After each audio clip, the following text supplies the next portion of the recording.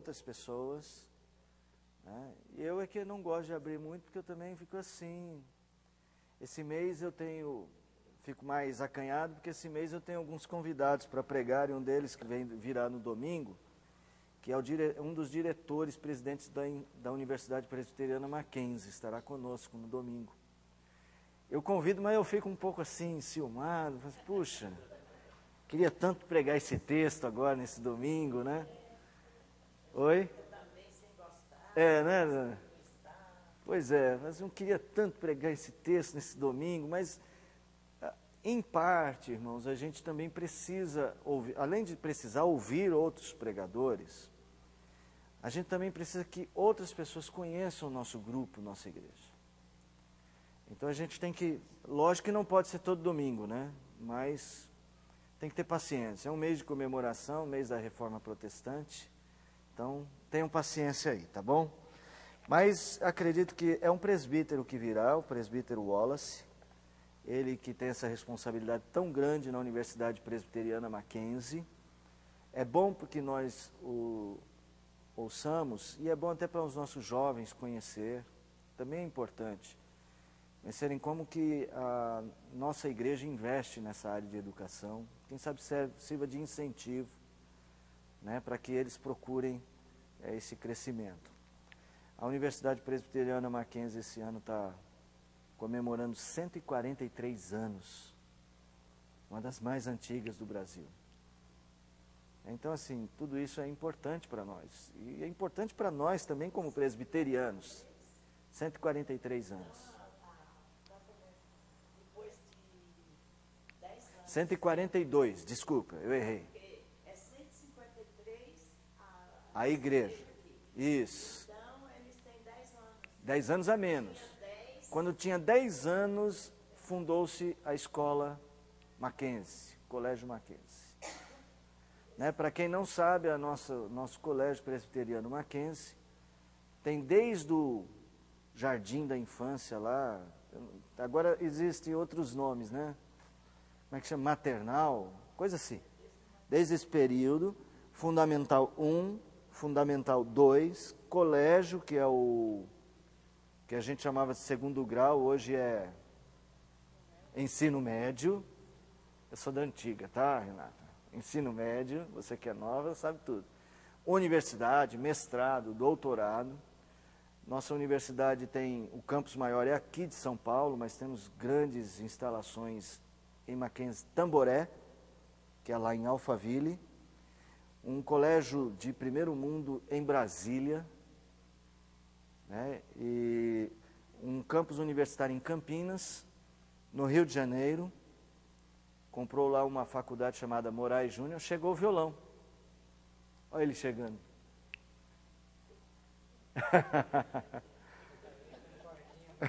Veio com corda e tudo. Parece que alguém não queria desculpa dessa vez.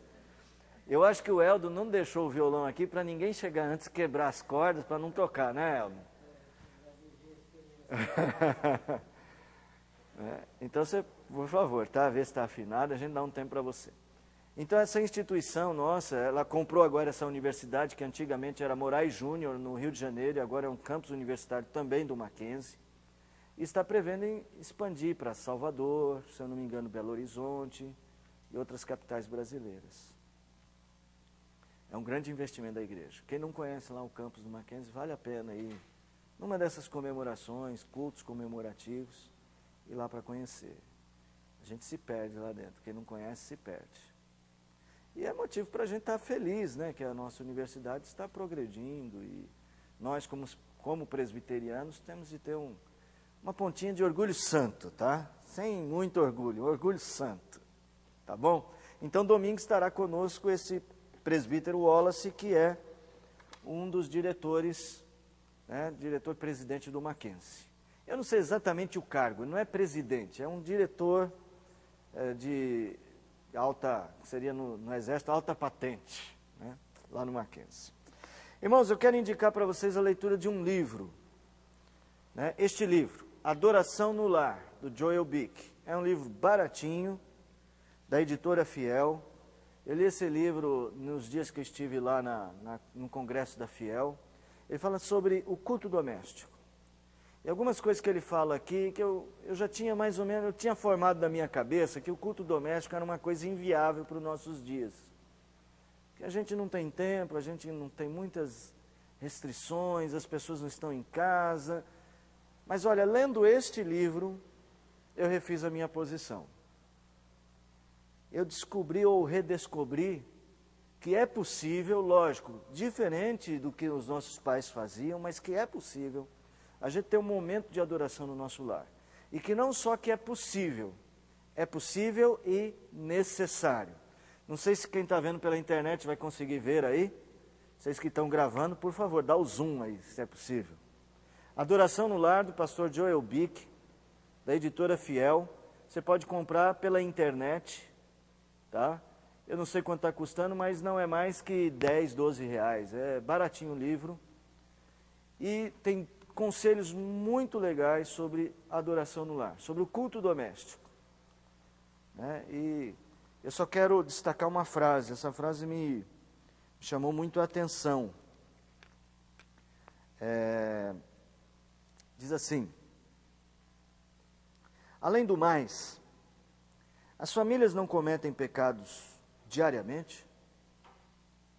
Não deveriam, então, pedir perdão diariamente? Deus não as tem abençoado de diversas maneiras todos os dias? Essas bênçãos não deveriam ser reconhecidas com ações de graças diariamente? As famílias não deveriam reconhecer a Deus diariamente em todos os seus caminhos, implorando-lhe para que endireite suas veredas? Elas não deveriam se entregar diariamente aos cuidados de Deus e proteção? Conforme Thomas Brooke proferiu, entre aspas, uma família sem oração é como uma casa sem telhado, aberta e exposta a todas as tempestades do céu. Vale a pena você ter. Se você tem filhos, já que tem filhos, você já é avô, vale a pena comprar para dar de presente, estimular o culto nas casas. Como eu disse para vocês, eu reconheço. Eu achava que o culto doméstico não tinha mais lugar. Não é que não tinha mais lugar, que é bom fazer, mas que é muito difícil. É difícil, continua sendo, mas é necessário. E eu, lendo esse livro, eu descobri que é mais fácil do que eu imaginava. Estou lutando para fazer na minha casa, aplicar o que eu aprendi neste livro aqui. E estou recomendando para todo mundo esse livro, tá bom? Deixar aqui, quem quiser pelo menos dar uma olhada, depois anotar. Não sei se tem o telefone da editora. É a editora Fiel. Telefone não tem. Mas tem telefone também, quem quiser anotar, de repente eles mandam pelo correio. Tá bom? Obrigado, viu? Tá afinado? O Eldo já deixou afinado para você? Já afinou? Irmãos, nós vamos hoje partir para uma sequência de estudos. Oi? Combinando com o piano, né? Já veio pronto para isso. Eu devia ter posto camisa branca também. Né? Nós vamos seguir nos nossos estudos em Apocalipse, indo lá para aquele capítulo de número 13, o capítulo das duas bestas do Apocalipse. Mas antes da gente pegar alguns detalhes do capítulo em si, nós vamos ver aquilo que Jesus Cristo chamou de os sinais do tempo.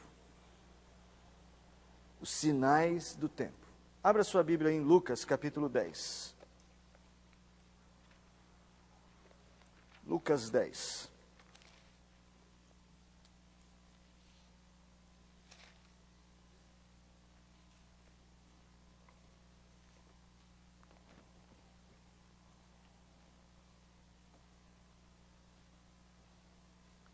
Nós devemos aprender a discernir a nossa vida, a redescobrir Cristo como o centro de todas as coisas.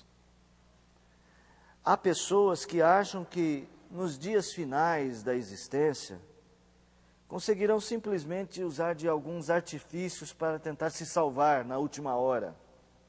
Isso não será possível.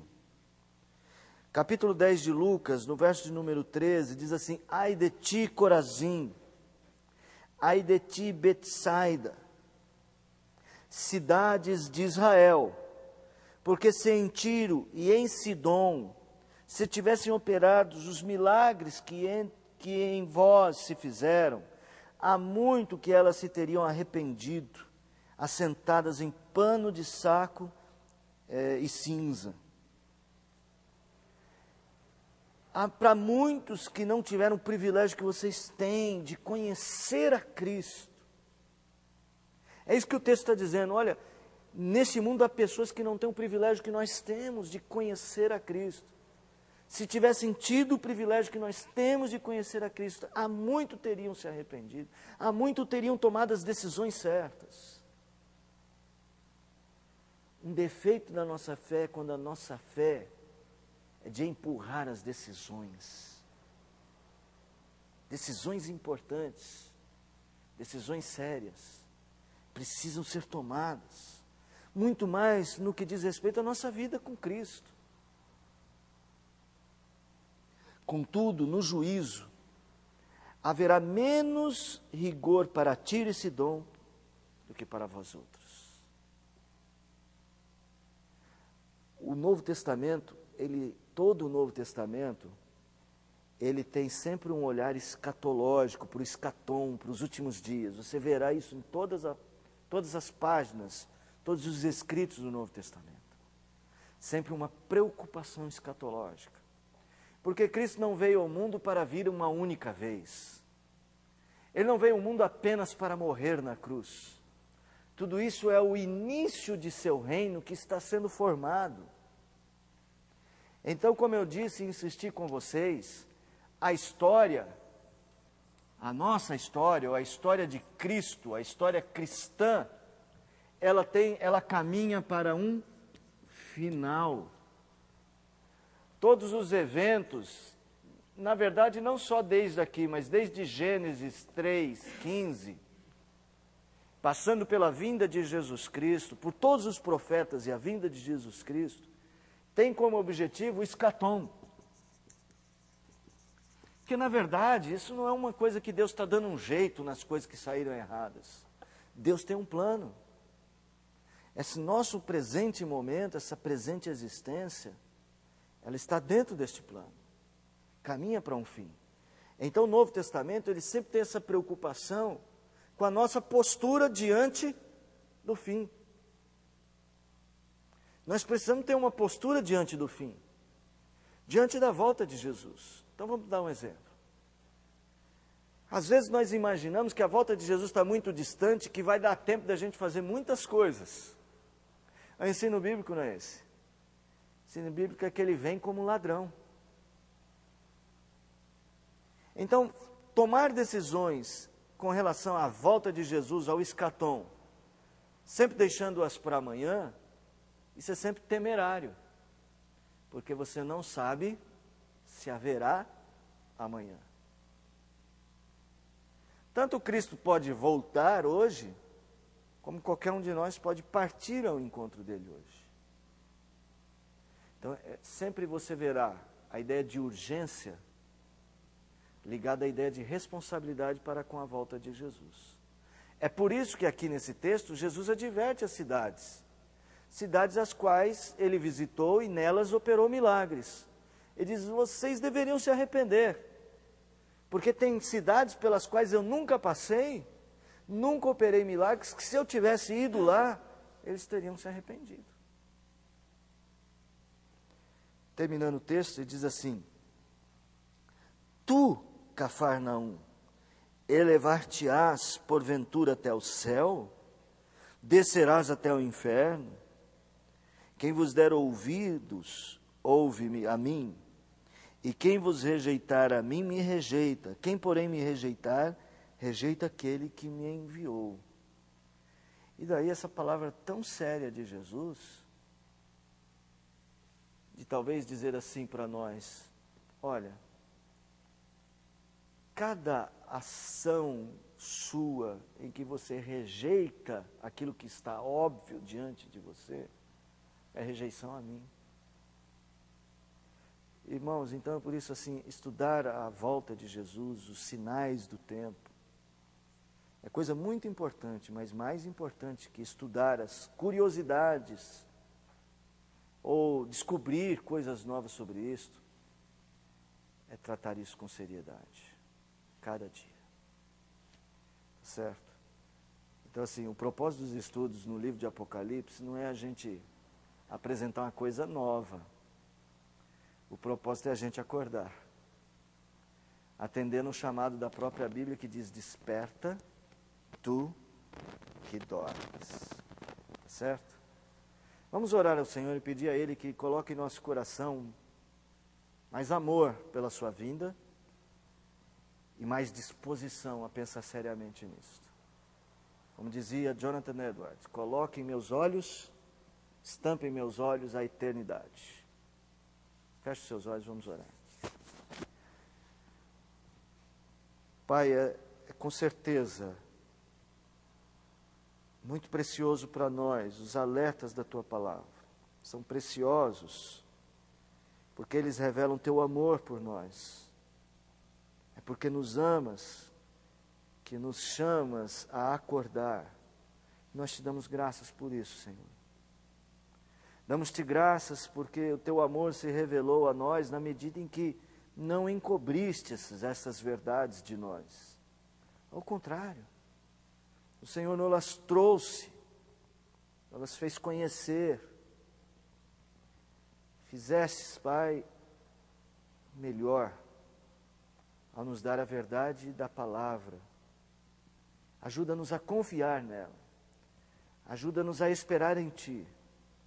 Dá-nos um coração temente ao Senhor, a ponto de vivermos com a alma alerta para o dia da Tua vinda.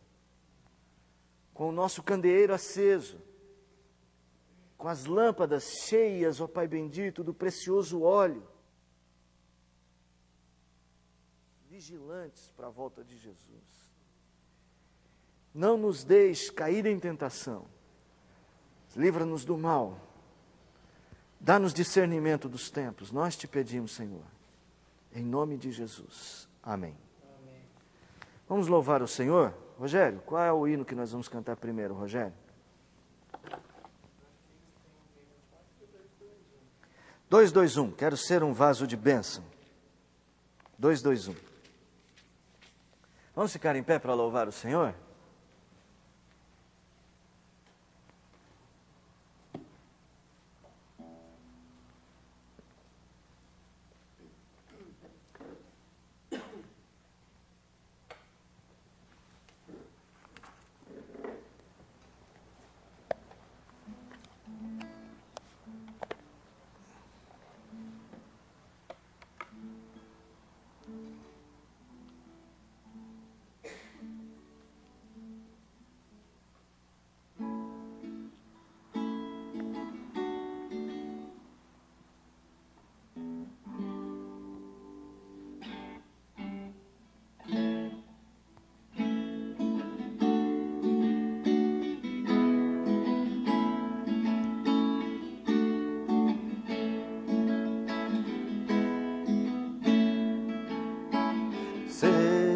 Vaso de bênção, sim, um vaso escolhido de Deus, para as novas levar aos perdidos, boas novas que vêm lá dos céus.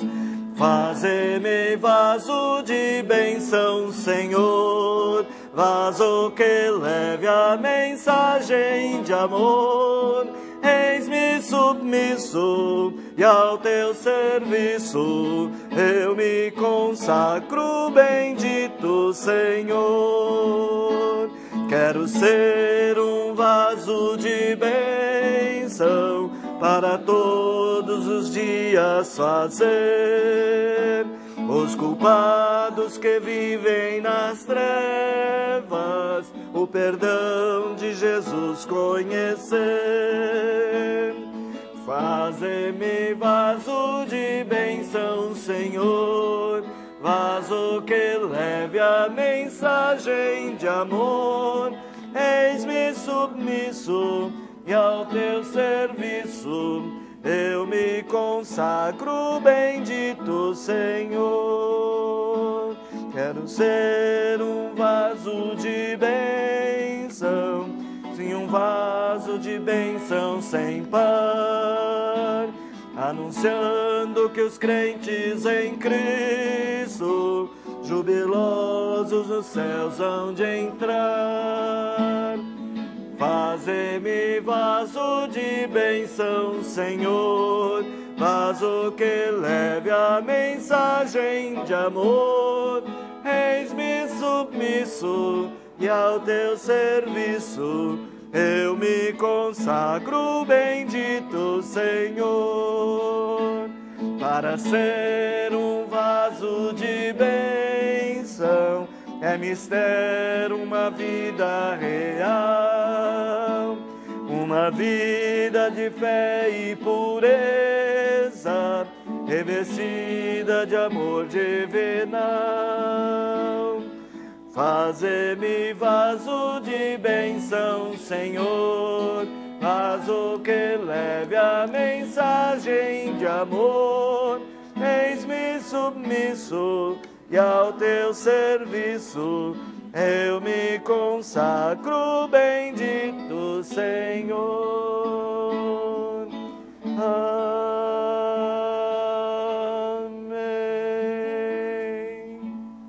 Pode sentar, que oração bonita é essa, né? Esse último salmo desse hino, nós estávamos conversando, eu com o Fred outro dia, é uma responsabilidade Muito grande, é verdade. Nós não, como diz o pastor, os crentes mentem. Por quê? Porque muitas vezes nós não levamos a sério, porque ele está dizendo para ter. Para ter, é mistério uma vida real.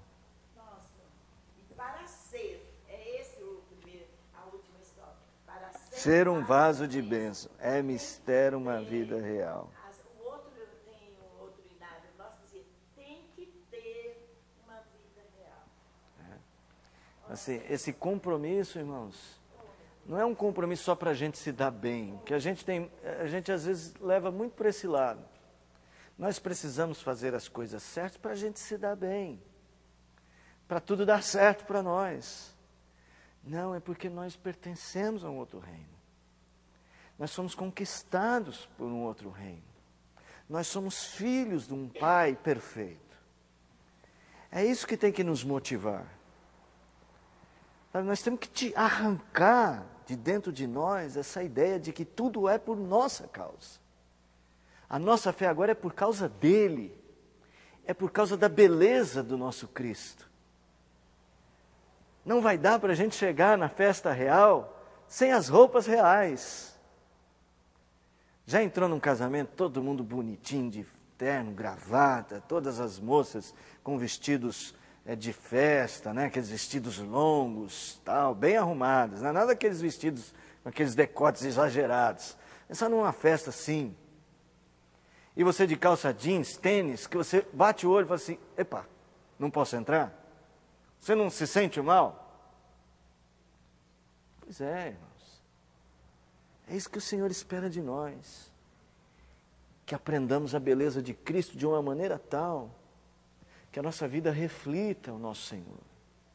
Que as nossas palavras reflitam o nosso Senhor. Que os sentimentos que a gente acalenta no coração reflitam o nosso Senhor. Porque também não adianta nada, a gente canta aqui para a cena, aí chega em casa xingando o filho, a mulher, o marido, com palavras ruins, tratando as pessoas com amargura, com ódio, não. Nós somos um povo que tem um Pai belíssimo, somos filhos de Deus, né? Eu também acho que essa estrofe aqui, esse hino é um grande desafio, é uma bonita oração, porque ela começa dizendo o seguinte, quero ser. Quero ser. Ele sempre diz, quero ser. E a última para ser. Aí ele tem consciência de que para ser, ele precisa agir. Não é? Vale a pena a gente cantar pensando melhor no que a gente canta, né? Irmão, abra aí alguém por nós, em Mateus 16, verso de número 3. Quem achar primeiro pode ler para nós. Mateus 16, verso 3.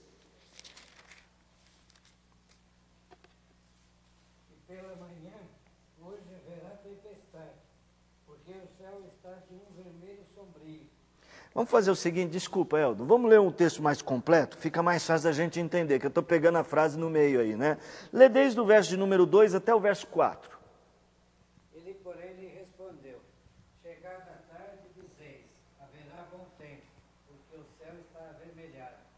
E pela manhã, hoje haverá tempestade, porque está de um vermelho sombrio. Sabeis, na verdade, discernir o aspecto do céu, e não podeis discernir os sinais dos tempos? Uma geração má e adúltera pede um sinal, e nenhum sinal lhe será dado, senão o de Jonas. Então, presta atenção, você também sabe fazer isso, né? Sai de manhã, a esposa fala assim, vê como é que está lá, se vai chover. Aí você põe a cara assim para fora, né? Os maridos, as mulheres não falam isso para vocês, não? Minha esposa, domingo de manhã, tudo que ela fala, como é que está lá fora? Vai chover? Vai fazer frio? Aí eu tenho medo de errar. Aí eu falo, não sei, olha você, o que você acha? Né? Olha você, o que você acha? Porque se eu falo para ela, não, vai fazer calor e faz frio, já viu, né? Mas a gente bate o olho assim, a gente mais ou menos sabe. Nós sabemos fazer essas leituras. Nós sabemos fazer muitas leituras da vida. Você chega em casa, a mulher não está bem assim, alguma coisa não está certa, você já percebe no boa noite dela. Ou o contrário, né? O marido chegou, ela perguntou como é que foi o dia, dependendo da resposta, você já sabe que aquele não foi um dia tão bom, não é, Renata? Ou o Rogério sempre chega sorrindo em casa? Sempre chega sorrindo, sempre chega sorrindo. Esposa, como é que diz, como é que fala lá o texto de Provérbios?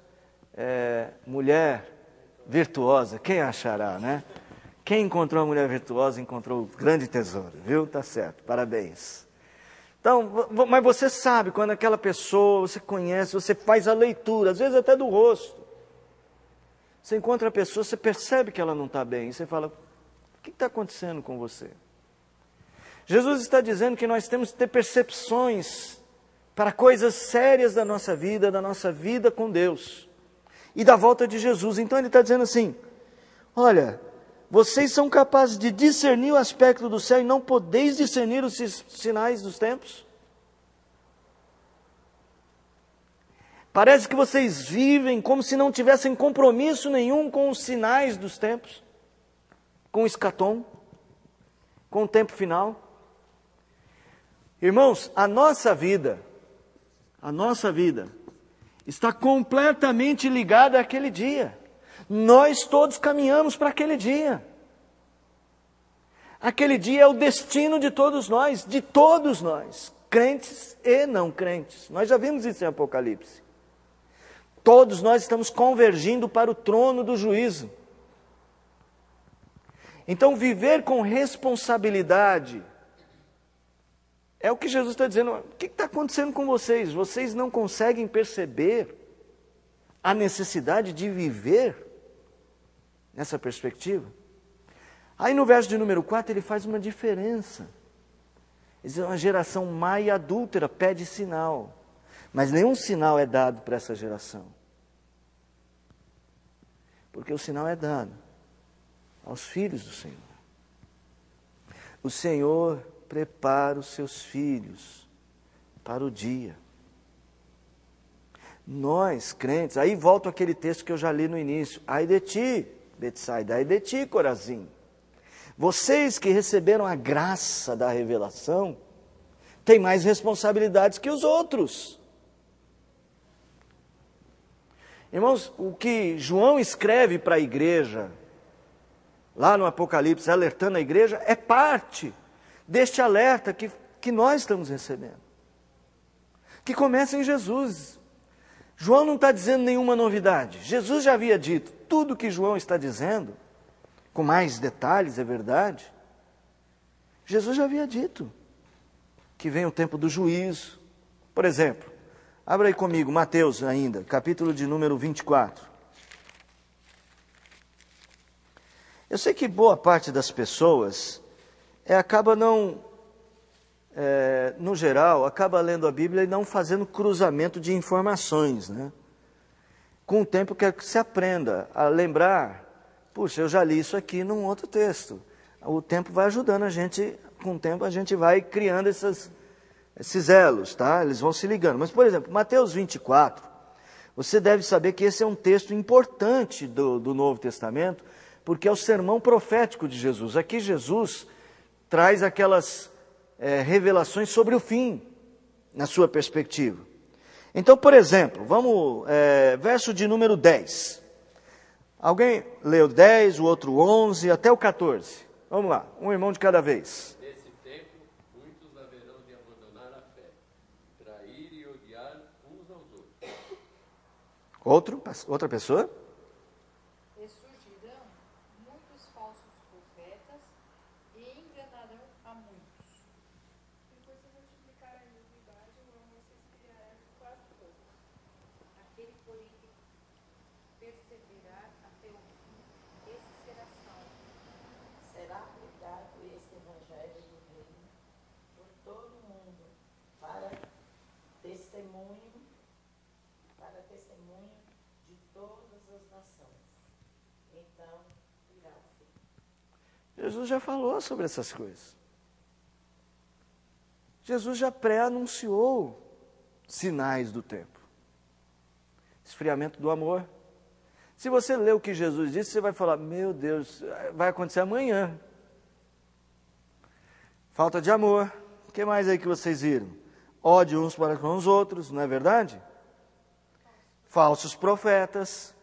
Multiplicação da iniquidade. Essa semana, num assalto na madrugada, no bairro nobre de Gianópolis, o bandido parou um casalzinho. Olha, pais, filhos adolescentes, não deixe os meninos na rua de madrugada. Isso não é seguro. Em lugar nenhum. Aqui no Brasil, em lugar nenhum. Veio uma mocinha, não sei quantos anos, acho que 15 anos, com um namoradinho, de madrugada, 2 horas da manhã, no bairro nobre de Gianópolis. O bandido parou para roubar a bolsa, roubar o celular, roubar a carteira. Roubou tudo isso, entrou no carro, abriu a janela e deu 2 tiros na menina. Gratuitamente. Depois foi preso e contou sorrindo. Ah, eu matei uma moça, não sei aonde. Iniquidade. E tem coisa pior por aí. Então, assim, nós precisamos de sabedoria para lidar com o nosso dia a dia, mas a gente não pode, nós crendo não podemos, ai meu Deus, o mundo está perdido. Nós temos que ter consciência do que estamos vivendo. Estamos caminhando para aquele dia. O texto diz aqui, Jesus diz assim, que será pregado o evangelho do reino. Então virá o fim. Então Jesus está dizendo o seguinte, que nossa função é anunciar o reino. Essa sempre foi uma grande discussão. Qual é exatamente a mensagem básica do evangelho? E a gente sempre diz, não, a gente tem que anunciar que Cristo morreu na cruz. É verdade, mas isso é parte de uma mensagem que se chama proclamação do reino. Nós estamos falando, lembra Apocalipse? Rei dos reis e Senhor dos senhores. Esta é a posição do nosso Cristo.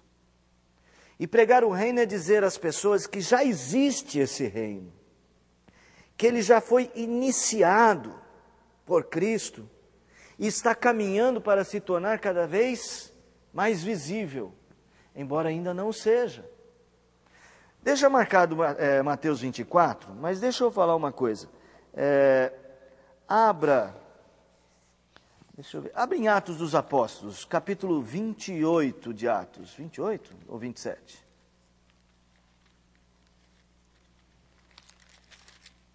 (28),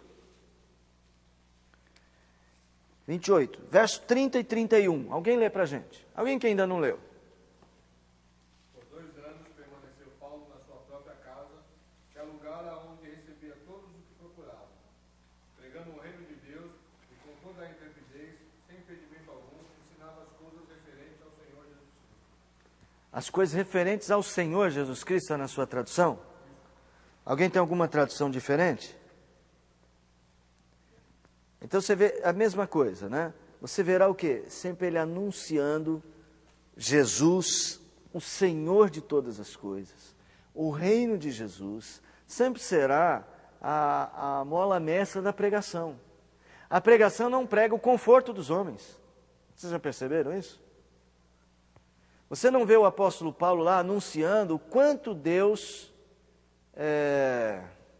tem para te dar. Que essa mensagem hoje é muito comum, né? Você não sabe o quanto Deus tem para te dar.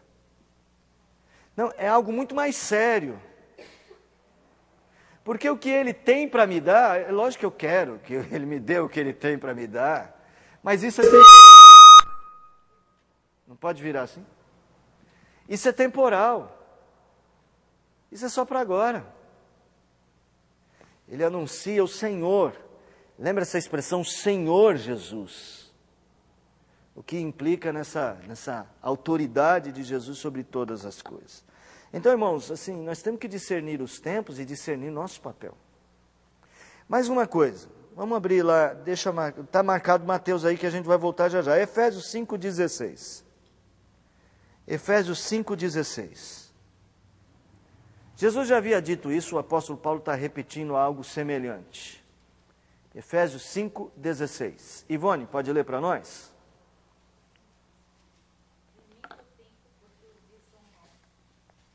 Remindo o tempo, porque os dias são maus. Ó, isso é conselho bíblico. Aproveite bem o seu tempo, porque os dias são maus. Trate com responsabilidade sua vida, porque os dias são maus. Moisés, no Salmo de número 90, diz assim, ensina-nos a contar os nossos dias, para que alcancemos coração sábio. Nós não podemos brincar. Não tem esse espaço para nós. Nós temos que começar a entender a nossa fé, não apenas como mas uma das coisas que a gente faz na vida. Temos que entender a nossa fé com a responsabilidade que ela exige. Nós cremos que o fim virá. E que isto implica em uma vida responsável aqui. Tem gente que brinca com isso, mas nós não. Nós somos filhos da luz. É isso que Paulo está dizendo no contexto aí de Efésios que vocês leram. Nós devemos andar como filhos da luz. Paulo vai dizer isso também em Tessalonicenses, outro texto que a gente pode ler mais tarde. Ele dizendo assim, olha, vocês são da luz e não das trevas, vocês são os que andam de dia e não de noite. Opa, andem como tais.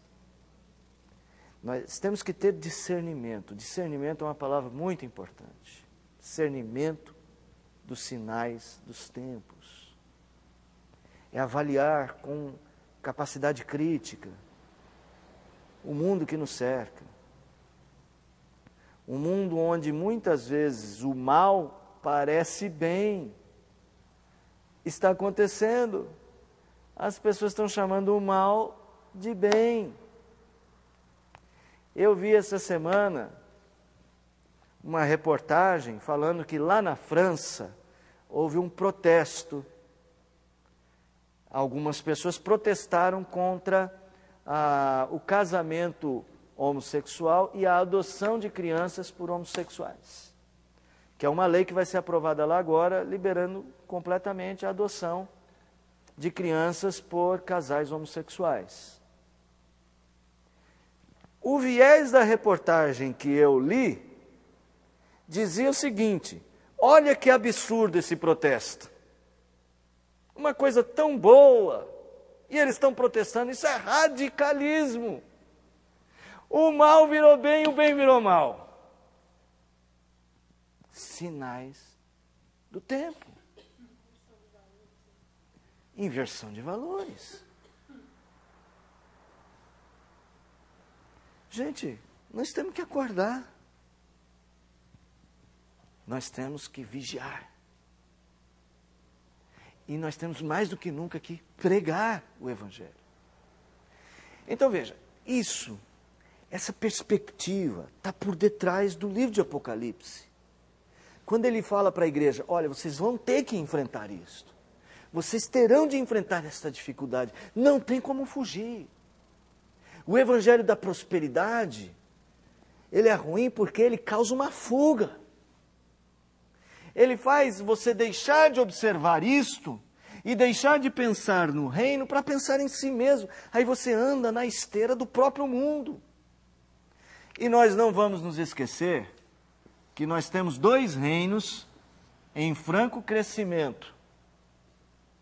Nós temos o reino da luz e o reino das trevas. E os 2 estão em franco crescimento. Crescem de forma oposta, mas crescem. O reino da luz cresce, mas ele cresce menos visivelmente, por escolha do Senhor.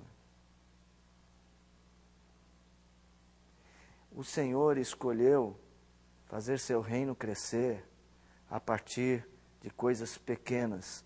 Ele até dá o exemplo da mostarda, do grão de mostarda. É pequeno. Você olha para ele e não dá bola para ele. E Jesus diz assim, e é a maior das árvores, de todas as hortaliças. O reino está crescendo, está caminhando. A palavra crescimento aqui vamos chamar de ir a um fim, ao se completar. Não pense só em volume. Ele está se completando. Assim como o reino das trevas. O reino das trevas também está se completando. Por isso Paulo vai dizer então que os dias são maus.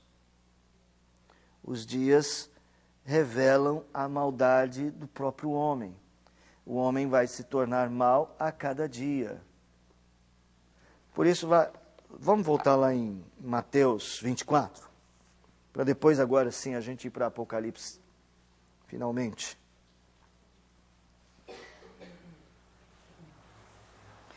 Em Mateus 24, Jesus, a partir do verso de número 15, começa uma descrição, né, uma descrição de mudanças consideráveis no comportamento do homem mau. Mas ele falando para o povo de Deus, falando assim, vocês têm que aprender a discernir os tempos. Quando, pois, virdes o abominável da desolação de que falou o profeta Daniel no lugar santo, quem lê entenda, então os que estiverem na Judéia fujam para os montes. Quem estiver sobre o eirado, não desça para tirar coisa alguma de casa, né? Ou de casa alguma coisa. E quem estiver no campo, não volte para trás para buscar a capa. Ai das que estiverem grávidas e das que amamentam naqueles dias. Orai para que a vossa fuga não se dê no inverno, nem no sábado. Porque nesse tempo haverá grande tribulação, como desde o princípio do mundo até agora não tem havido, nem haverá jamais. Então perceba a ideia de algo começa de uma forma e vai se tornando cada vez mais difícil. Jesus está dizendo isso. É o crescimento deste reino das trevas em seu poder. Gente, não é para a gente, nós crentes, não podemos ter uma visão só pessimista. A Bíblia diz que o reino das trevas vai crescer, o pastor falou que o reino das trevas está crescendo no seu poder. Porque nós não podemos esquecer o outro lado. O reino da luz também está vivo e está crescendo, caminhando para o seu final, e você faz parte deste. Não importa tanto quanto este cresça, mas o crescimento deste agora é importante, para que nós saibamos que está chegando o momento da vitória deste. É para a gente discernir os tempos. Não é para se apavorar, entende? Não é para que fiquemos perdidos. Estamos apavorados, o reino das trevas está crescendo e não vai sobrar nada da igreja. Não. É para, ao vê-lo crescer, nós saibamos que estamos com Cristo e sabemos que é tempo de sermos mais perseverantes. Ficou mais ou menos clara essa visão do Novo Testamento? Agora nós vamos lá para Apocalipse 13. Oi. Fala, meu filho. O que é para falar? Tinha uma pergunta? Tinha uma pergunta, mas ela sumiu do quadro. Muitos crentes de outras igrejas se preocupam mais com o fim pensando em salvação. Mas nós que cremos em eleição devemos nos preocupar em como queremos ser achados por Deus diariamente. É verdade. Entendi. Ela está dizendo assim, a preocupação das pessoas. Se eu não entender, você me corrige, tá, Patrícia? A preocupação de muitas pessoas lembra de eu falar do buscar o bem pessoal? Eu tenho que ir para a igreja porque Cristo vai voltar, e se Cristo voltar antes de eu me converter, estou perdido, aí eu vou para o inferno. É uma preocupação sensata, não é bom ir para o inferno. É uma preocupação sensata, mas não é assim que nós devemos nos mover no coração. Nós devemos tomar a consciência de que o reino de Cristo é melhor que o reino das trevas, e viver por amor a Cristo e a sua beleza, e a beleza do seu reino. Então nós trabalhamos muito mais com a ideia de estarmos adequados ao reino, mais do que o reino pode fazer por nós. É óbvio que quando nós admiramos e amamos Jesus Cristo, o que Ele faz é nos salvar. Então eu também prefiro, Patrícia, se é isso que você está colocando, pensar nesse aspecto mesmo, que é mais importante eu viver diariamente mais adequado ao reino do que ficar vivendo preocupado com a minha situação, né? Uma coisa muito voltada para o meu bem-estar. Embora seja uma preocupação sensata, preocupar-se com a sua condição espiritual. Quisera eu que muitas pessoas estivessem mesmo nas igrejas preocupadas com a condição espiritual, se vão ou não para o céu. Porque hoje eles estão muito mais preocupados com a condição material. Pelo menos é o que eu estou observando. Eu não sei vocês, pode ser que eu esteja enganado. Mas eu vejo as pessoas indo para a igreja e estão esquecendo que existe inferno e céu. Eles estão pensando o seguinte, existe a terra. Veja se não é isso que está acontecendo hoje. Em Apocalipse 13, vamos lá? Obrigado pela pergunta, também pela colocação, Patrícia, obrigado. Apocalipse de número 13, nós vamos ter a descrição de duas personagens desta... Tem mais personagens no texto, mas duas personagens são muito importantes. Não quero que vocês se assustem, e nós não vamos pegar detalhes das descrições, o que é um chifre, o que é um diadema. Nós vamos tentar resumir essa simbologia, mas principalmente pegar a ideia do texto, tá bom? Vamos lá, capítulo 13, Rogério e Renata, verso de número 1 e verso de número 2. Vi emergir do mar uma besta que tinha 10 chifres e 7 cabeças, e sobre os chifres 10 diademas, e sobre as cabeças nomes de blasfêmia.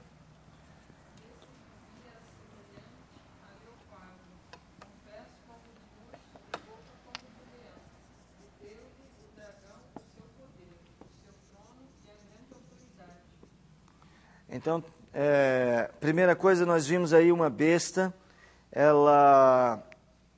essa besta emergia do mar, ela apareceu e a descrição de João era do seu poder, da sua autoridade, da robustez da sua força. Agora, verso 11 e verso 11, Eldo. Vi ainda outra besta, emergia da terra, possuía 2 chifres, parecendo cordeiro, mas falava como dragão. Muito bem. Então agora nós temos uma segunda besta, essa emerge da terra, e aqui tem a ideia de como ela se apresenta. E ela tem uma coisa muito peculiar, que ela se apresenta disfarçada, né? A outra vem com muito poder, o que é marcante nela é o poder que ela tem.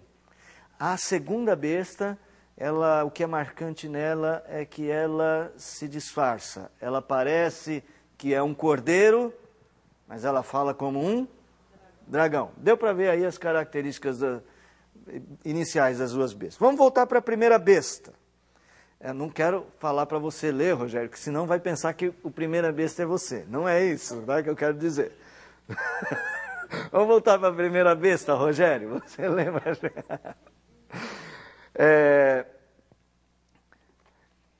Lê o verso de número 3. Então vi uma de suas cabeças como golpeada de morte, mas essa ferida mortal foi curada, e toda a terra se maravilhou, seguindo a besta. Então, a primeira coisa é que esta besta, ela maravilhará pessoas. As pessoas verão o que aconteceu com essa besta, da cura milagrosa que ela teve, e vão ficar maravilhados com o poder que ela possui. Sedução. Então essa besta, ela tem poder, e essa besta trabalha com a sedução de pessoas. Agora vamos voltar lá para outra besta. Eldo. Eldo, vê o verso de número 12 até o verso de número 14. Exerce toda a autoridade da primeira besta na sua presença. Faz com que a terra e seus habitantes adorem a primeira besta, cuja ferida mortal fora curada. Também opera grandes sinais, de maneira que até fogo do céu faz descer a terra diante dos homens. Seduz os que habitam sobre a terra por causa dos sinais que lhe foi dado executar diante da besta, dizendo aos que habitam sobre a terra que façam imagem à besta, aquela que ferida a espada sobreviveu. Olha só, ele está dizendo o seguinte, que essa segunda besta, a besta que emerge da terra, ela recebe a autoridade da primeira, a primeira está sobre ela recebe uma autoridade desta besta, né? A besta cuja ferida mortal foi curada, e ela, através de sinais e de sedução, ela faz com que as pessoas adorem a primeira besta, inclusive ergam a ela uma como é que fala aí? Uma imagem. Façam uma imagem à besta. Então, ela vai estabelecer uma adoração formal, cultica. Existe uma relação dessas duas bestas. A primeira besta, então, é a figura maligna do próprio dragão.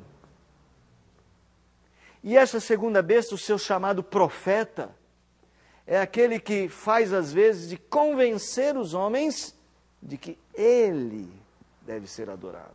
A primeira besta deve ser adorada. Então, haverá uma inversão de valores religiosos. Os tempos mais próximos do fim, o mecanismo do mal não será o de tornar o mundo um lugar onde as pessoas se matam.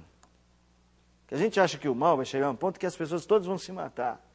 Vai apertar o botão nos Estados Unidos, apertar o botão na Rússia, apertar o botão no Paquistão, apertar o botão na Índia, e sair apertando os botões no Irã, em Israel, e aí todo mundo se mata.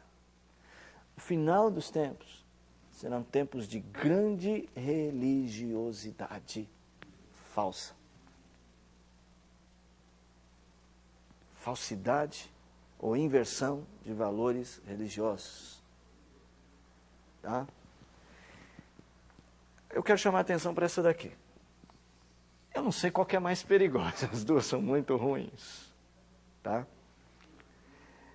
Só para você ter uma ideia, né? Por detrás dessa besta aqui é o próprio dragão. Verso de número 4 do capítulo 13.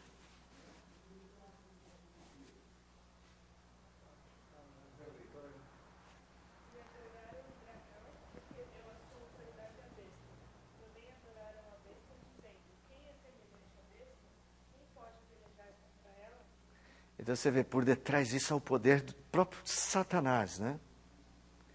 E ele usa exatamente essa manipulação religiosa. Ele se disfarça atrás dessas bestas. Essas bestas, na verdade, são apenas... você vai pedir para ele abaixar lá, né? Eu falo aqui, ó, o pessoal do som está dando eu estou ouvindo a minha voz aí, vindo aí de cima. Está dando um eco. Vocês puderem abaixar um pouquinho? Obrigado. Obrigado, Rogério.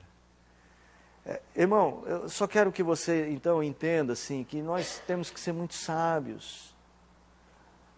A religiosidade humana sempre, depois do pecado, produziu ídolos. Mas haverá momento em que essa nossa inclinação para produzir ídolos no nosso coração será cada vez mais usada de forma pragmática pelo império das trevas. Tá? A característica que eu quero ressaltar, das duas bestas, mas dessa aqui principalmente, é justamente aquela característica de que ela parece um cordeiro, mas ela fala como dragão. Então, o grande instrumento tem a ver com a fala, com a pregação, com o anúncio de um evangelho falso, com o anúncio de uma doutrina falsa. É o convencimento que vem pela oratória. Então, essa é uma característica dos finais dos tempos, que não serão tempos em que as pessoas estarão caladas acerca da religião, ao contrário, elas falarão mais dela. Olha só, voltando no versículo de número 5, dizem, foi-lhe dada uma boca que proferia arrogâncias, blasfêmias e autoridade para agir 42 meses, e abriu a boca em blasfêmias contra Deus, para difamar o nome, difamar o tabernáculo, para invertidos os valores, qualquer mensagem entra. É o que nós estamos vendo agora. Invertidos os valores, o bem vira mal, o mal vira bem. Estabelecido uma plataforma de pensamento diferente por meio do discurso. Então, assim, olha, nunca foi tão importante que você conheça a palavra do Senhor para você saber discernir o que as pessoas estão falando. Muito importante. É muito importante que a igreja seja como a igreja de Bereia. Paulo pregava e os de Bereia iam olhar para conferir. Tá? Para mim, o mais importante deste capítulo não é saber a descrição, o que é um chifre ou dois, que representa sempre autoridade, poder. Mas é perceber que o modelo de ação é de sedução por meio de uma pregação falsa, por meio de sinais, que é outra coisa que no nosso meio é bem estranho, eu não sei nem como classificar, não tenho palavras assim adequadas, eu preciso melhorar, escrever para poder. Lembra que nós lemos? Uma geração mais adúltera pede o quê? Pede sinais, mas nenhum sinal lhe será dado. Porque sinais e maravilhas não são tanto a marca do reino da luz, quanto na Escritura do Novo Testamento, são marcas da presença, do crescimento do poder do reino das trevas. Espera lá, gente, eu não estou dizendo que onde tem milagre, que tudo é do diabo, pelo amor de Deus. Mas o crente não é convencido pelo milagre. O poder do Evangelho é o poder de testemunhar o reino. Mas recebereis poder ao descer sobre vós o Espírito Santo e sereis minhas testemunhas. Lógico que Cristo opera sinais, lógico que Cristo opera milagres, lógico que Deus nas suas igrejas também faz isso, cura as pessoas, alivia os corações, faz tudo isso, mas Jesus nunca nos deixou como fonte segura para a nossa fé os sinais e maravilhas, e sim a sua palavra. Pode ler as palavras de Jesus, ele mesmo diz assim, aquele que ouve estas minhas palavras e as pratica. Ele no mesmo texto faz uma crítica a quem faz sinais, porque ele diz assim, muitos naquele dia me dirão, Senhor, em seu nome nós fizemos isso, nós curamos, nós abençoamos, expulsamos demônios. Ele diz, eu não conheço vocês, nunca conheci. Lá também para os saduceus, fariseus lá, né? Vós vem atrás de mim, vós me procurais pelos sinais. pelos milagres que eu faço, né? A multidão correndo atrás de Jesus. Sim. O tempo todo, né? Então veja, não estou dizendo que os sinais são ruins quando acontecem no meio certo, mas eles não são a base da nossa fé. A base da nossa fé são as palavras de Jesus, é a palavra de Deus. Os apóstolos, em nenhuma carta, em nenhum lugar, falam assim, está vendo como nós somos mesmos de Cristo? Nós fazemos milagres? Não, os apóstolos falam assim, nós temos a palavra de Cristo. Era a pregação da verdade. Conhecereis a verdade, e a verdade vos libertará. Então, assim, a igreja cristã, ela precisa ter isso em sua mente. Que é o conhecimento da verdade que a fortalece. Uma igreja é forte, não é porque ela tem um piano novo, porque o conjunto toca bem, porque o pastor veste a roupa tal, porque os irmãos andam tudo bem arrumadinhos, ou porque ela é barulhenta, ou porque ela é silenciosa. Não, uma igreja é forte quando ela é firmada na palavra do Senhor. Nós podemos ter muita coisa aqui e não ter a palavra no nosso coração. Podemos criar vários ritos sem a palavra. Vazios de significado. Porque são vazios da palavra. Espero conseguir mostrar para os irmãos que, na verdade, esse projeto de sedução do maligno é de fato muito eficiente. Porque ele mexe com uma coisa em nós, que é a sede do alto benefício, por causa dos sinais. Se ele conseguiu ganhar $10.000 naquele culto, é porque aquele culto deve ser certo, vou buscá-lo. O problema não é o que é certo e o que é errado para essas pessoas, é o que dá certo. Nós precisamos ser muito sábios. Eu pensei, na época, eu pensava assim, nossa, eu não acredito, eu não acho que eles pregam a palavra, né? Assim, falando, vendo algumas coisas na televisão, de algumas igrejas. Eu não acredito que eles falam a palavra, porque a palavra não fala isso, né? Só que, por que eles dão tão certo? Deus está com eles, né? Então, não é possível que eles não preguem a Deus e dê tão certo. Exato. Mas eu já entendo que é exatamente esse reino das trevas aí. É o crescimento do reino das trevas. Meus irmãos, isso aqui não é João que está inventando. Quer ver? Vamos voltar para o capítulo 24 de Mateus. Mateus 24.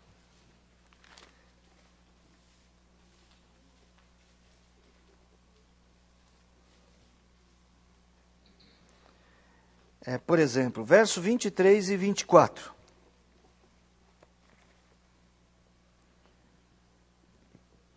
Então, se alguém vos disser, eis aqui o Cristo, ou ei-lo ali, não acrediteis, porque surgirão falsos cristos e falsos profetas, operando grandes sinais e prodígios, para enganar, se possível, os próprios eleitos. Oi? Não está muito claro aí?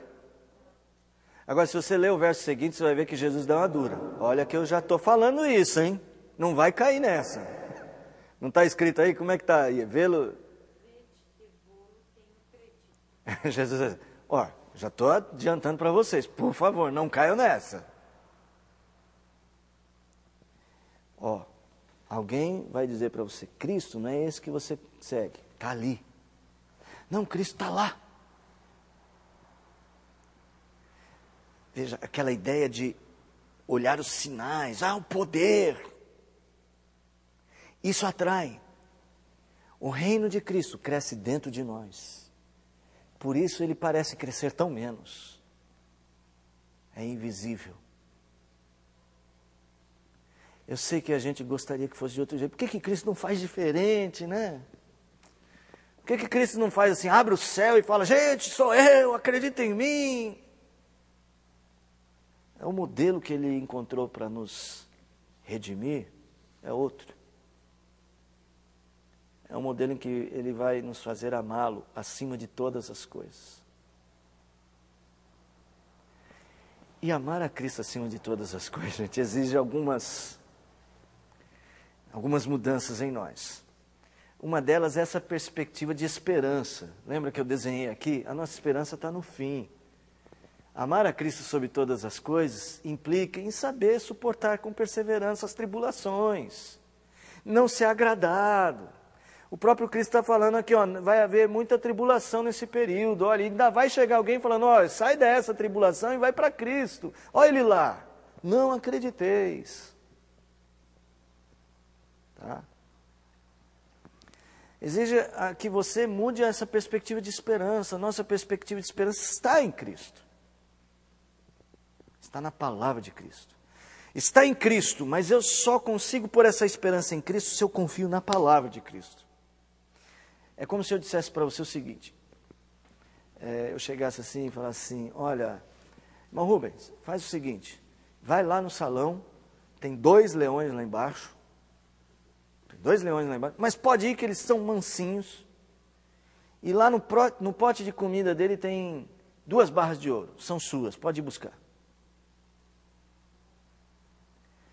Mas não tem leão lá? Não, mas eles são mansinhos, eu garanto. Eu garanto. E se fosse Jesus que dissesse isso? Você iria? Mesmo com os 2 leões lá? Então, a ideia é essa. É de que nós confiemos na palavra de Cristo de uma forma tal que saibamos que esse tempo é passageiro. Tudo o que ele disse é isto. Ser perseverante. Num tempo difícil. E, gente, como o falso evangelho é convincente. Por quê? Ele não é convincente porque ele fala a verdade. É porque ele oferece uma coisa que a gente quer. Foi o que a serpente fez com Eva. A palavra de Deus é, se comer vai morrer. Aí a serpente ofereceu para Eva algo que Eva, eu não sei como que Eva queria uma coisa que não era da natureza dela querer, porque da nossa é querer o mal, ainda temos o velho homem em nós. Eva não tinha, eu não vou entrar nesse mérito hoje, um dia eu entro. Mas no fundo Eva falou, é interessante para dar entendimento mesmo essa árvore, e comeu. Cobiça, a cobiça é mãe de pecados. Lembra que Tiago vai dizer, a cobiça gera o pecado. O pecado uma vez consumado, né? E gera a morte. Então, olha só. A falsa mensagem já oferece algo que a gente quer. Se um dia seu filho estiver doente, gravemente enfermo, você tem vindo à igreja, tem orado, os irmãos têm orado e a doença dele avança. Aí aparece um falso mestre, um falso profeta, dizendo que ele será curado. Não dá uma pontinha no coração de vontade de testar?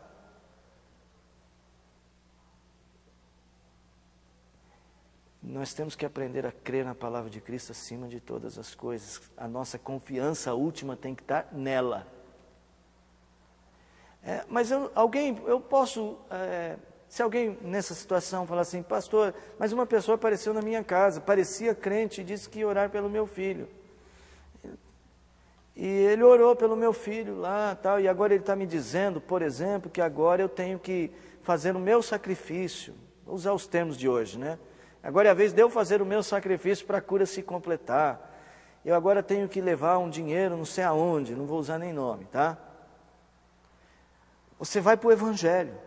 É fácil, vai para o Evangelho. Vê se você encontra essa ordenança no Evangelho. Vê se você encontra esse sacrifício no Evangelho. Veja se isso combina com o Cristo a quem você aprendeu Seguir na Escritura. Se não combinar com a Escritura, rejeite. Agora, irmãos, é lógico, se eu chamava assim, não, eu vou orar pelo seu filho, vamos pedir a Deus que o cure. Se você perceber que nada fere o Evangelho, calma, não precisamos jogar pedra para todos os lados também. Mas a palavra tem que ser o nosso guia, porque ele vai nos enganar, nos distanciando da palavra de Deus para seguir um outro evangelho. Um evangelho cuja adoração última não é a Deus, é a qualquer um, menos a Deus. Ele nem se importa de ser adorado como uma besta. Veja, quando eu falo besta, você sempre pensa um bicho estranho, né?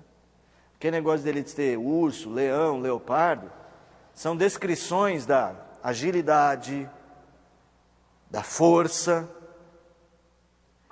do poder e da ganância que ele tem pela presa. Não são descrições, eu não acredito que sejam descrições literais de um ser que tem pata de urso, pés de leopardo, cara de leão. Mas descrevendo as qualidades. Tem cara de cordeiro e fala como dragão, não significa que ele tem uma língua, aquela língua com duas pontinhas assim, que solta fogo. É que as palavras dele são palavras malignas, são descrições simbólicas. Ele nem se importa de ser adorado como qualquer outra estátua, pode fazer do jeito que quiser. Ele só não quer que você adore e ame exclusivamente a Deus e confie na sua palavra. Só isso. Sempre foi assim. Que você duvide da palavra do Senhor. E tem muita gente que cai, apesar de Jesus ter dito, ou ter predito. Muita gente cai. Vamos voltar para Apocalipse 13 e fazer o fechamento para a gente cantar mais um hino ao final agora. Há uma segurança para a igreja em Apocalipse 13. Apesar de toda a dificuldade deste período para os que estão em Cristo Jesus, há segurança para nós, mesmo nesse texto. O verso de número 8 diz que ela tem autoridade sobre todas as tribos, né? Essa primeira besta, pelo seu poder ela vai receber autoridade sobre todas as tribos, ela vai enganar os povos, e vão adorá-la todos os que habitam sobre a terra, aqueles cujos nomes não foram inscritos no livro da vida do Cordeiro, que foi morto desde a fundação do mundo. Se alguém tem ouvidos, ouça. Então, por inferência, os que foram inscritos no livro da vida do Cordeiro não caem nessa. Se alguém leva para cativeiro vai. Se alguém matar a espada, necessário é que seja morto a espada. Aqui está a perseverança e a fidelidade dos santos. Se você segue a Deus, com Deus você estará. A ideia desse provérbio é este. Aquela que é a sua ferramenta, determina o seu trabalho. Se a sua ferramenta é a palavra de Deus, é a palavra que te salva. Tá? E também no final do outro trecho que fala sobre a besta que emerge da terra, verso 18, aqui está a sabedoria. Aquele que tem entendimento, calcule o número da besta, pois é número de homem. Ora, esse número é 666. E eu não tenho condição alguma de dizer para vocês o que significa isso. Quero só dizer duas coisas. Primeiro, eu comprei um carro e a placa era DDD 0666. Pastor, posso ficar com esse carro? Pode. O carro em si não faz diferença nenhuma. Agora, se você ficou muito apavorado com isso, vende. Tá? Mas o carro em si, o número em si, satanista, eles podem usar o que eles quiserem, meu irmão. Se a gente fosse se preocupar com tudo que os satanistas usam, né? Eles usam esse número. Eles usam roupa preta. Sim, agora é lógico, né? Nós temos que ter. Imagina eu, pastor da igreja, venho aqui com a camiseta 666. Não vou causar benefício para ninguém. Não vou usar esse número assim. Só não vou me apavorar com ele. Não vou achar que em si ele tem algum poder. Já, há tanto tempo a turma já tentou achar quem é a besta, né? Toda hora aparece. Né? Toda hora aparece uma outra besta, mais besta que a primeira, né? Toda hora a turma fala que é o Papa, porque somos números lá, não sei o quê. Mas assim... Bom, mas o que é importante aqui? Que é o número de homem. O que ele está querendo dizer? Ele está dizendo assim, olha, essa não é um caminho que leva a Deus. Ele sempre circulará em torno do homem. Quando Eva tomou a fruta, ela pensou nela mesma, egocentricamente. É um antroporreferência, uma referência no homem. A nossa referência é Cristo. E assim, a sabedoria está em a gente saber avaliar as coisas. Aí é que eu tenho que dizer, nisso está a sabedoria. Quem quiser, calcule. A ideia é avalie melhor, pense melhor. É uma coisa objetiva. Aquilo que nos leva a Deus é diferente daquilo que nos leva ao próprio homem. Se a sua fé só está levando você para você mesmo, está errado. Se você só aceita a servir a Cristo, se você for agradado, está errado. Se as coisas acontecem só do jeito que você quer, está errado. Você tem que pensar de outro jeito. É Cristo o grande valor. A nossa esperança está nele.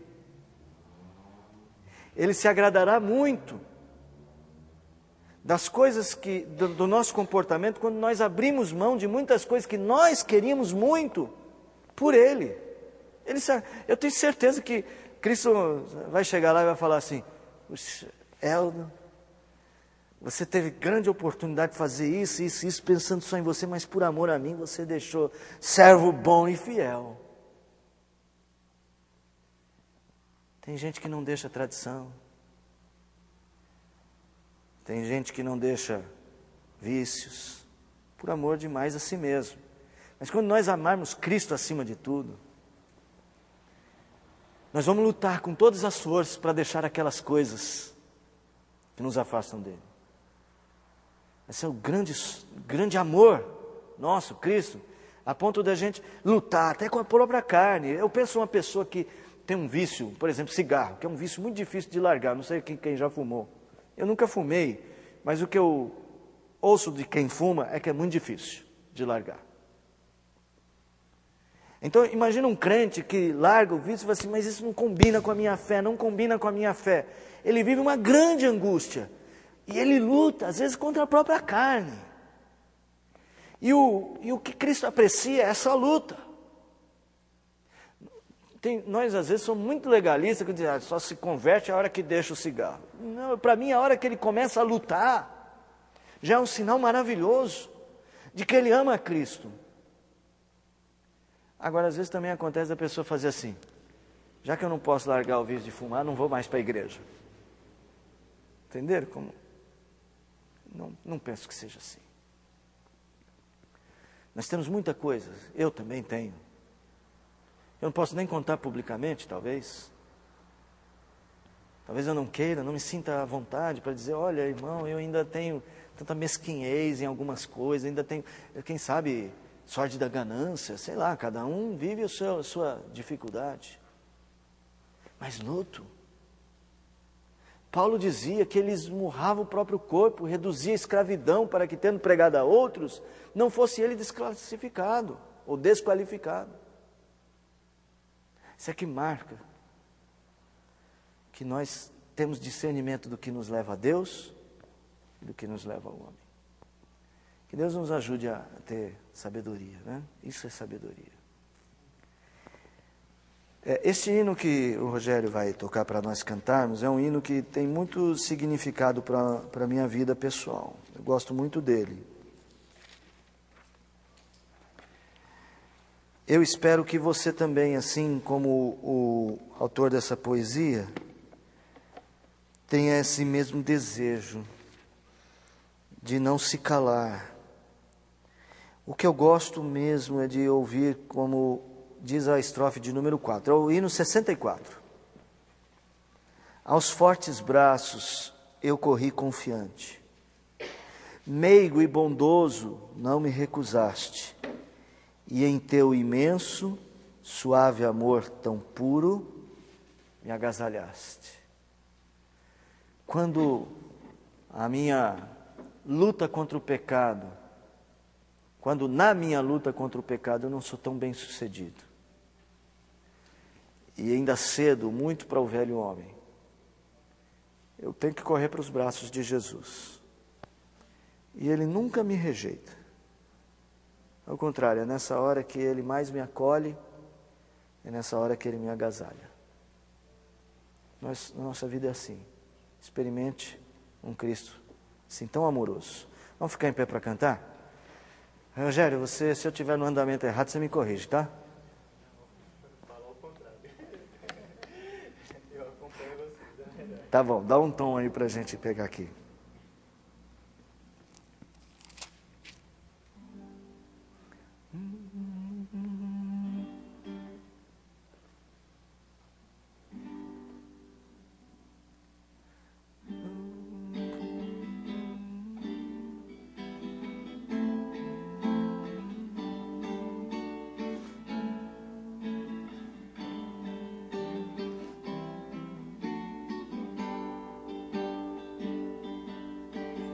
Nunca meus lábios cessarão, ó Cristo, de bendizer-te, de cantar-te glória, pois guardo na alma teu amor imenso, grata memória.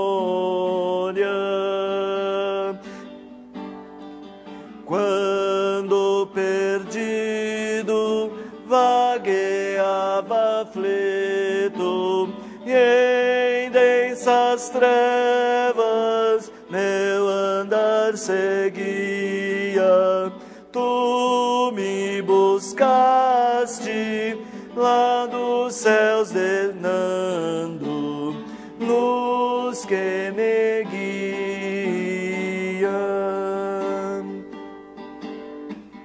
Quando oprimido por mundano jogo, os caminhos eu me angustiava, deu-me descanso tua voz tão terna que me chamava.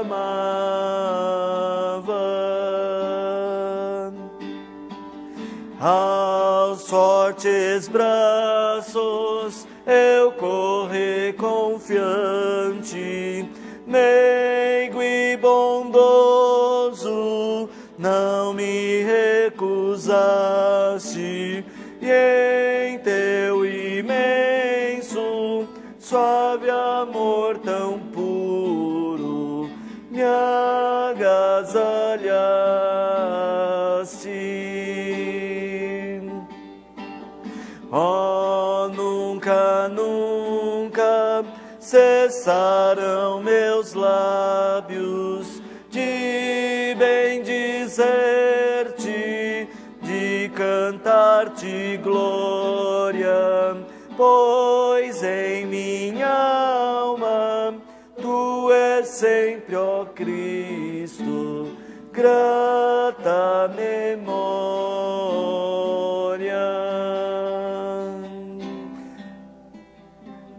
Amém. Vamos fazer a última oração. Oséias, você ora por nós, Oséias? Graças te damos, Senhor, pelo privilégio que temos, ó Pai, de estarmos reunidos para poder abertamente, Senhor, estudar a tua palavra. Ajuda-nos. Obrigado. Dá-nos, Senhor, sabedoria para não só ouvirmos a tua palavra, Sim, Senhor Deus. Dá-nos sabedoria, Senhor, para entender o poder do Teu Evangelho. Ajuda-nos, Senhor, em nome de Jesus. Conduza-nos, ó Pai, no Teu caminho. Abra a nossa mente, Senhor, para que a Tua mensagem, gravada em nosso coração, ó Pai, torne-se prática de amor ao próximo, Senhor. Amém, Senhor, amém. Esteja com cada um de nós, seja, ó Pai, com toda a Tua igreja na face da terra, Senhor. Seja com as nossas eleições, ó Pai, que estão por vir no domingo. Amém, Senhor, abençoa. Senhor, colocando em nosso coração a Tua vontade, ó Pai. Amém, Senhor, amém. Que não seja a nossa vontade, Senhor, sim a Tua, sempre, ó Pai. Sempre, Senhor, sempre a Peço Tua. em nome do Teu Filho amado Jesus, com perdão dos meus pecados, Pai. Amém. Amém. Muito obrigado. Podem sentar, irmãos. Alguns avisos que queremos dar.